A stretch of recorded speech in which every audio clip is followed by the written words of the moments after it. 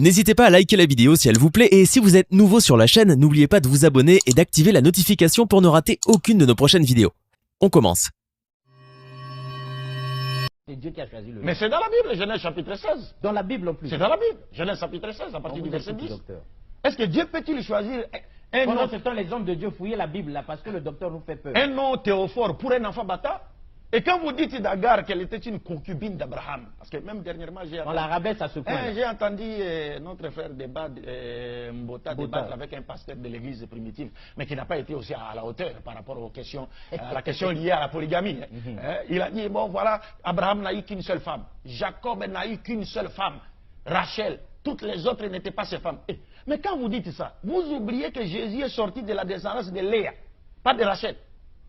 Il est sorti de la descendance de Léa, qui est une femme que Jacob n'aimait pas au départ. Et quand la Bible nous dit, quand Dieu vit que Jacob n'aimait pas Léa, Dieu fit de sorte que Rachel soit stérile, et il rendit Léa féconde afin qu'elle soit aimée de Jacob. Et donc Jésus est sorti de la femme qui serait une concubine selon Bota. Il est sorti d'une femme qui serait une concubine, et une femme que Jacob n'aimait pas. Si vous comprenez ça, tout cela Ça commence à nous faire mal à la tête, mais on s'efforce de comprendre. Et tout cela, c'est parce que les gens cherchent. C'est comme aujourd'hui, nous avons un problème sérieux dans nos pays, que ce soit en République du Congo ici, que ce soit en RDC. Aujourd'hui, nous savons que la pyramide démographique est en faveur du taux de la femme. Les femmes sont plus nombreuses que les hommes. Quand vous rentrez même dans les églises, les femmes sont plus nombreuses que les hommes. Mais maintenant, si un homme prenait une seule femme, où iront les restes des femmes? Elles vont traîner dans les rues. Mais c'est ça. C'est-à-dire, on est en train. Ces gens-là sont en train de fabriquer, n'est-ce pas, des prostituées dans le pays. C'est clair. Parce que l'islam nous dit... Sur ce point-là, on est d'accord avec vous. Je termine avec ce point. L'islam nous dit, toute société qui bannit la polygamie au détriment de la monogamie n'est pas la polygamie n'est pas une obligation. C'est une seconde forme de mariage, mais ce n'est pas obligatoire. Il y a des gens, des musulmans, qui ont une seule femme. Ce n'est pas obligatoire. Mais quand vous bannissez la polygamie au détriment de la monogamie, l'islam nous dit, votre société connaîtra 4 ou 5 conséquences. Première conséquence, il y aura prolifération de la prostitution. C'est clair. C'est clair dans nos sociétés. Chez nous, là-bas à Kinshasa, vous pouvez passer dans la rue comme ça, une femme vous appelle. Papa, on m'a dit la pundate. Même ici, on appelle. Vous ne voulez pas monter l'âne. Regarde comment elle se rabaisse à ce niveau-là. Donc il y aura prolifération de la prostitution. 2, il y aura quelles conséquences? Prolifération des enfants illégitimes. Nés hors mariage. Quatrième conséquence, prolifération de l'infidélité.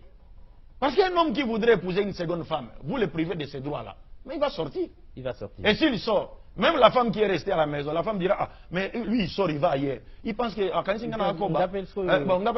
je dois faire quoi? Elle va faire quoi? Elle va chercher à aller ailleurs. Ça va créer l'infidélité. Et enfin, c'est quoi? C'est la dépravation totale de mœurs. Parce que les femmes qui sont devenues plus nombreuses que les hommes vont chercher à satisfaire leurs besoins. Et là, quoi? Vous les condamnez à devenir, à se livrer en dessert et en amuse-gueule à des hommes mariés ou non mariés. Et c'est ce que nous constatons. C'est ce que nous constatons. Mais maintenant, si on posait la question par rapport au taux de la femme aujourd'hui, le christianisme propose quelle solution? Il n'y a pas de solution. Il n'y a pas de solution.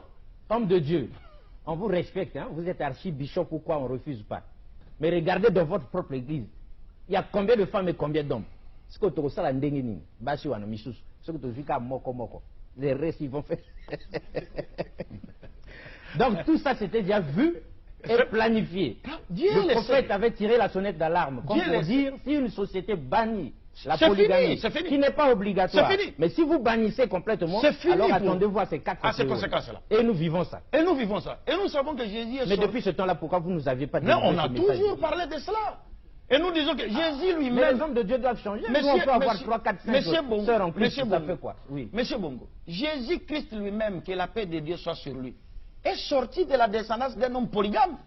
Jacob a épousé 4 femmes. Oui, il a épousé la grande sœur de sa femme Rachel, la servante de la grande, la servante de la petite. Les 12 tribus d'Israël sont sorties de ces 4 femmes. Mais on ne nous a pas dit ça à l'église. Mais on ne peut pas vous dire cela. On a dit seulement les 12 non, parce que celui qui nous... Mais c'est sorti d'où? Mais celui qui nous impose la monogamie obligatoirement, c'est quoi? Ce sont les autres, les Européens et les autres.